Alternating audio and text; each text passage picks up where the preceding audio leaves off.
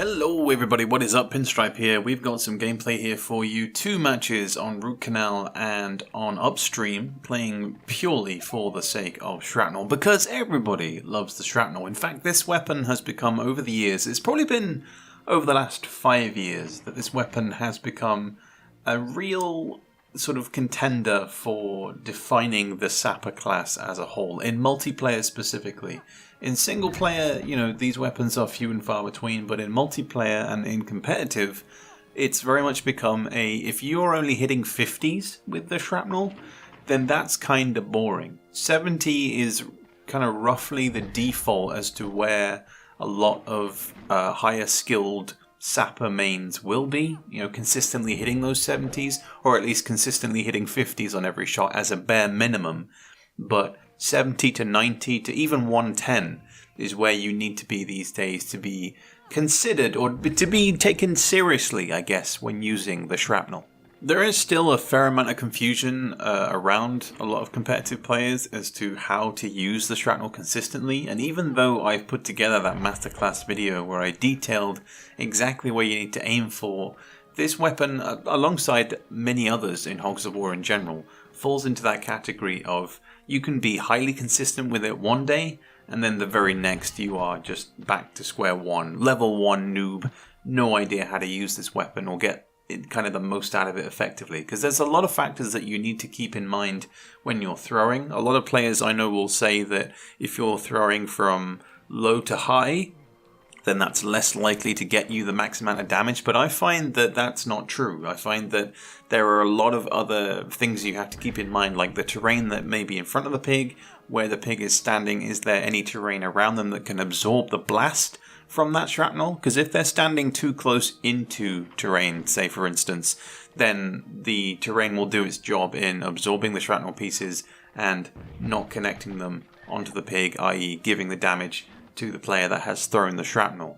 But in a lot of ways, I think that this weapon can be quite inconsistent too sometimes. You may find that you've got a shot pinpoint exactly where it should be, but if it's ever so slightly too high or too low, it will only deal 30 or 50 maximum. So yeah, a lot of inconsistencies, but generally it's all about the timing, it's all about the amount of power, and it's all about where you are throwing, like kind of roughly where you are pinpointing that grenade to go and when you are detonating it to get the maximum out of it. The more that I explain it, the more I sound like a broken record, or at least I feel like it, because I know that a lot of players already know this information, so I'm trying not to repeat myself too much, but I don't know, it's a tough one to get right. Going back to that idea as well of throwing from low to high, when I'm throwing from said low to high angle, which I just did then, I will typically go for more power, but if I'm throwing from high to low, as you'll see here, I try and drop it like directly onto the shoulder of the pig.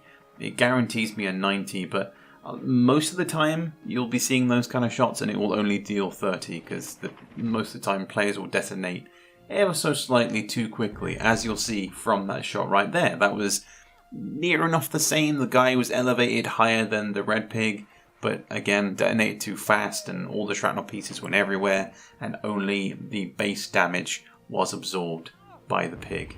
And there are quite a lot of shots in this gameplay footage where I'm overthrowing. I don't really know why. I did record this at like 2 AM, so excuses I know, but nevertheless, that shot just there was a little bit too low to the ground. Will once again guarantee you the 30, but nothing more than that.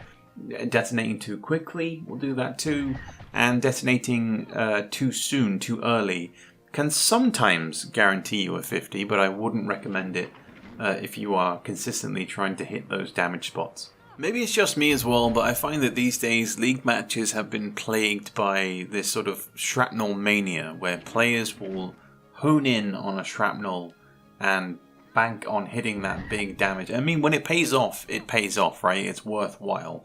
But for me, I have been tending to prioritize TNT over shrapnels and going for shrapnels in the late game, so I guarantee myself that 50 damage each time. I'm guaranteeing myself the damage output, and then I'm saving those shrapnels for a rainy day, I suppose.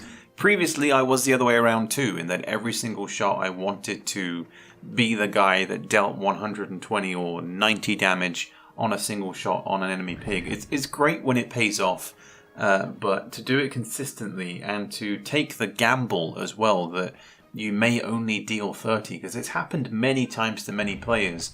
So if you're confident with it, then by all means ride that wave, continue to ride that wave into competitive matches and do your thing. But if you're not feeling 100% about it, especially in the early game, and you're trying to position pigs in the way that you want to, trying to push dudes, use that knockback from the TNT to get pigs where you want them to, rather than dealing that damage. Because again, to get consistent shrapnels, a lot of the time, a lot of the high-skilled players, I'm mainly looking at the axe buys here, they'll position themselves really close to the pig when they're throwing their shrapnels.